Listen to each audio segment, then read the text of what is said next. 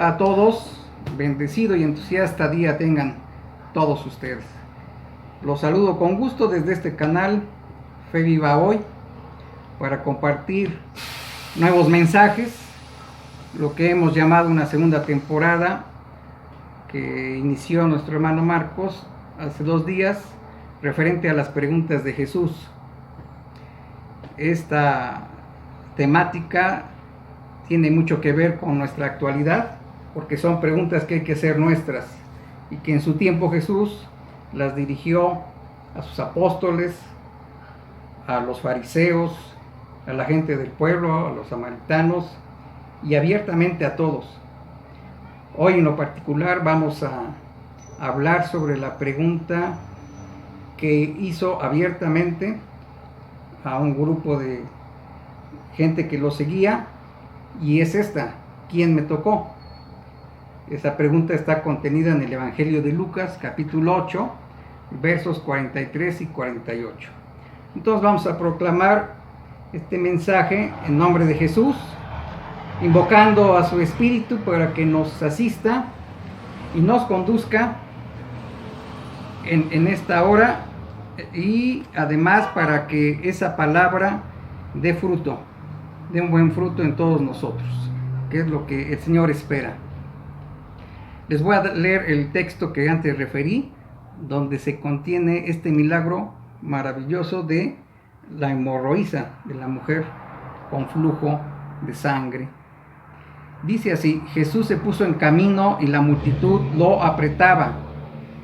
Y una mujer que había tenido flujo de sangre por 12 años y que había gastado en médicos cuánto tenía y no podía ser curada por nadie, se acercó a Jesús por detrás y le tocó el borde de su manto, y al instante cesó el flujo de su sangre. Entonces Jesús preguntó: ¿quién me ha tocado? Como todos negaban haberlo tocado, Pedro dijo: Maestro, la gente te oprime y empuja por todos lados. Pero Jesús insistió: alguien me ha tocado, porque me he dado cuenta que de mí ha salido poder. La mujer, al ver que no podía pasar inadvertida, se acercó temblando y, cayendo delante de él, declaró en presencia de todo el pueblo por qué causa lo había tocado y cómo al instante había sido sanada. Jesús le dijo: hija, por tu fe has sido sanada, vete en paz. Esta es palabra de Dios. Gloria a ti, Señor Jesús. Pues allí está este acontecimiento de una mujer que ya tenía tanto tiempo de padecer un flujo de sangre. Aquí está una imagen donde se representa a la llamada hemorroísa tocando ni siquiera a Jesús, sino a su manto, a la orilla de su manto.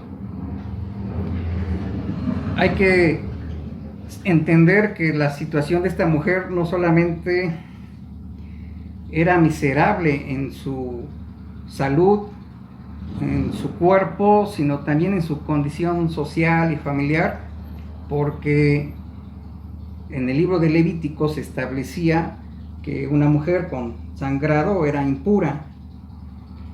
Lo dice en el Levítico 15, dice que la mujer que tiene flujo, el flujo de sangre de su cuerpo, será impura por espacio de 7 días, y quien la toque será impuro hasta la tarde. Y si una mujer tiene derrame de sangre durante muchos días, fuera del tiempo de sus reglas, o si estas reglas se prolongan, quedará impura durante todo este tiempo, como en los días del derrame menstrual. Entonces vemos que la mujer que padecía derrame menstrual, o se prolongaba estaba muy limitada socialmente, familiarmente. Incluso esa impureza la consideraban contagiosa. quedaba de alguna manera impuro, también la persona que la tocaba, o que sus muebles que ella empleaba los tocara también. Así que eso ocasionaba, pues, desde luego, un aislamiento, una separación, una vida en soledad. Y no por unos cuantos días o semanas, sino la escritura refiere que fueron 12 años. 12 años donde seguramente también la salud se deterioró demasiado, al haber padecido sin duda anemia aguda, tener dolor en sus articulaciones, en sus huesos, una vida realmente miserable. Pero vemos que esta mujer no se rindió, no dio por descontado que para ella había algo más pleno, para ella había reservada una vida plena, una misión de mucha valía, y siguió buscando recuperarse y siguió buscando encontrar esa cura, encontrar quién la curara. Vean que en la lectura que leí de Lucas 8, señala que ella gastó todo su dinero en médicos, todo cuanto tenía, pero no pudieron curarla. Seguramente se enteró de Jesús, de su paso por la tierra donde ella estaba, y no dudó en ir a verlo. Habrá escuchado los prodigios que Jesús hacía, que curaba ciegos, que limpiaba leprosos, que devolvía el movimiento a los paralíticos. Y ella, tenaz en su lucha por curarse, en su lucha por retornar a una vida plena, activa, fue hacia él, pero por estar en esa condición de impureza no se atrevió a hablarle, ni se le puso enfrente, ni se le puso al lado. Fue silenciosamente a tocar algo de él por detrás, delicadamente. Tal vez fue el toque más suave de todos los que recibió Jesús, de la gente que le rodeaba. Porque Pedro le decía: ¿cómo preguntas quién te tocó si viene un remolino de gente que te está empujando y tocando y hasta golpeando y apachurrando, oprimiendo? Pues todos te están tocando. Pero Jesús decía: no, solo tuve contacto con alguien, con una persona en especial. Solo entró en mí una persona. Los demás tocaban por inercia, pero su espíritu estaba en otro lado. En cambio, esta persona que se acercó, esta hemorroísa, esta mujer, llevaba toda la intención de entrar en contacto con Jesús de la manera más pequeña, de la manera más suave, más sutil, más discreta, debido a su condición de impureza. Pero con ese toque tan suave no pasó inadvertido para Jesús, y él no paró hasta saber quién era la persona que lo había tocado, porque había salido, dice Jesús, fuerza de él, un poder de él. Es decir, Jesús, que llegó con todas sus riquezas para repartirlas,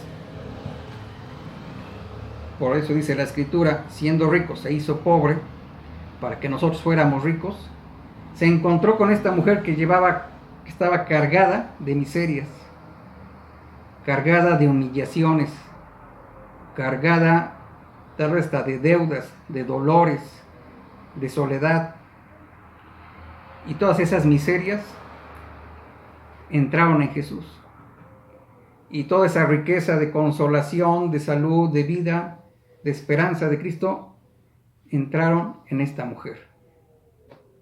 Por eso cuando Jesús dice: ha salido de mí una fuerza, un poder, es su misma vida, son sus mismas riquezas que vino a repartir, que vino a dejar. Por eso, para poderlo tocar a Jesús, hay que reconocer nuestra necesidad y hay que reconocer su riqueza, hay que reconocer su poder. Porque esta mujer ni siquiera una palabra quiso entablar con él, ni siquiera que la viera, sino pasar totalmente inadvertida. Pero con esa fe, sabiendo que allí estaba la fuente de la vida, la fuente de la salud, la fuente de la consolación, y lo consiguió. Por eso es impactante cuando aquí en la lectura dice que esta mujer declaró en presencia de todo el pueblo por qué causa lo había tocado y cómo al instante había sido sanada. Declaró en frente de todo el pueblo. Lo que ella no quería que sucediera, sucedió, pues para gloria de Dios y para dejarnos a nosotros, generación tras generación, esa enseñanza de que nosotros debemos ir en búsqueda de Jesús y tocarlo. Ahora alguien puede decir, bueno, pero ¿dónde vamos a tocar a Jesús si Él ya ascendió a los cielos? Recordemos esto, que Jesús es verdadero Dios y verdadero hombre. Y Él nos dice, en Mateo 28 nos dice que estará con nosotros todos los días hasta el fin del mundo. Y esa afirmación no es simbólica, sino real. Es una presencia real. Él está de muchas maneras con nosotros. Una de ellas la narra en Mateo 25, 37, 40. Cuando dice, los justos dirán, Señor, ¿cuándo te vimos hambriento y te dimos de comer? ¿O sediento y te dimos de beber? ¿Cuándo te vimos forastero y te alojamos en casa? ¿O sin ropa y te vestimos? ¿Cuándo te vimos enfermo o en la cárcel y te visitamos? El rey responderá, en verdad les digo que cuando lo hicieron con alguno de los más pequeños de estos mis hermanos, me lo hicieron a mí. Los más pequeños, los más desamparados, los más necesitados. Ahí puedes tocar a Jesús. Si tú sufres de depresión, de angustia, de miedo, pues ve a tocar a Jesús en uno de estos pequeños y va a salir una fuerza de Él especial para ti. Tú vas a dejar allí tus miedos, vas a dejar allí tu depresión y Él te va a dar poder, te va a dar fuerza, te va a dar esperanza, te va a dar sabiduría, te va a dar sus riquezas. Y también tenemos a Jesús, desde luego en la Eucaristía, porque en Juan 6:51 recordemos que Él nos dijo, yo soy el pan bajado del cielo. Y el que come de ese pan vivirá para siempre. Y en Lucas 22:19 dio la orden diciendo, hagan esto en memoria mía, es decir, su cuerpo y su sangre serán participados para toda su iglesia. Tomó el pan, dando gracias, lo partió, se lo dio diciendo, hagan esto en memoria mía, esto es mi cuerpo. Y hagan esto en memoria mía, esto es mi sangre. No de manera simbólica, repito, sino presencial, de manera real. De manera real. Él es el pan vivo, bajado del cielo. ¿Quiénes en la comunión lo tocamos verdaderamente? ¿Quiénes en cada celebración eucarística no solo lo reciben materialmente, sino realmente? ¿Quiénes entramos en contacto con Él? ¿Quiénes sentimos su presencia viva? Tenemos entonces a los hermanos más pequeños, tenemos al pan vivo, la Eucaristía, pero también Él se quedó en su iglesia. de la cual es la cabeza, dice Colosenses 1:18. Él es también la cabeza del cuerpo, que es la iglesia. Y en la primera de Corintios 12 se dice que así como el cuerpo es uno y tiene muchos miembros, cada uno de nosotros viene siendo un miembro de ese cuerpo que es la iglesia. Y nosotros somos el cuerpo de Cristo y cada uno un miembro especial. Entonces, en la iglesia está Cristo también, en nuestra comunidad. Allí está Cristo, allí se toca a Cristo, allí se puede recibir ese poder de Cristo, esa fuerza redentora de Cristo. Cada día, las 24 horas del día. Tenemos entonces a los hermanos pequeños, los necesitados, los desamparados. Tenemos al pan vivo en la Eucaristía. Tenemos para tocarlo su iglesia, nuestra comunidad. Y también tenemos, desde luego, la palabra de Dios, porque su palabra es una palabra viva.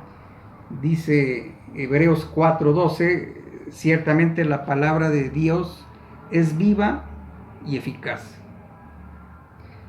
Y en Juan 1:1 dice esta maravillosa afirmación: la palabra estaba en Dios y la palabra era Dios. Entonces, tanto el pan bajado del cielo, tanto la Eucaristía es un pan de vida, como la palabra es viva y eficaz, como la iglesia es una realidad viva, como los hermanos pequeños son también una realidad visible, viva, tangible, como la oración también es la otra forma en que podemos tocar a Cristo, porque Él dijo: donde están 2 o 3 reunidos en mi nombre, yo estoy allí en medio de ustedes. Y ahí también se puede tocar, en la oración, en ese intercambio de historias, en ese intercambio de esperanzas, de necesidades, donde Él se muestra. La pregunta es entonces, ¿cómo te acercas a Jesús? ¿Desde dónde lo buscas? ¿Lo has tocado? Voy a pasar de esta imagen de la hemorroísa tocando el borde del manto de Jesús a esta otra, donde vemos aquí la Eucaristía, el pan vivo bajado del cielo, porque Jesús es verdadero Dios y verdadero hombre, y en ambas naturalezas se expresa hacia nosotros. Y en ambas naturalezas nosotros lo podemos tocar.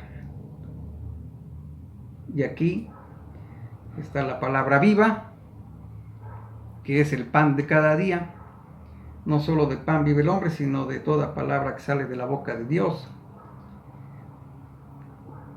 Aquí tenemos a la iglesia, una expresión de una porción de la iglesia y de la oración a la vez. Allí está Cristo, allí se toca, allí se entra en su realidad, allí hay presencia de Cristo.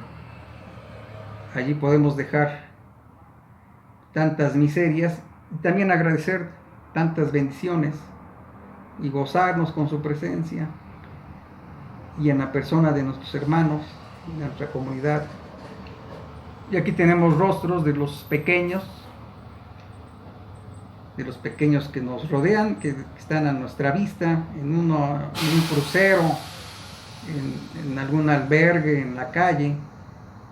Desde tiempos de Jesús y hasta la fecha, sus hermanos más pequeños no han faltado y han estado presentes en la vida de todas las generaciones.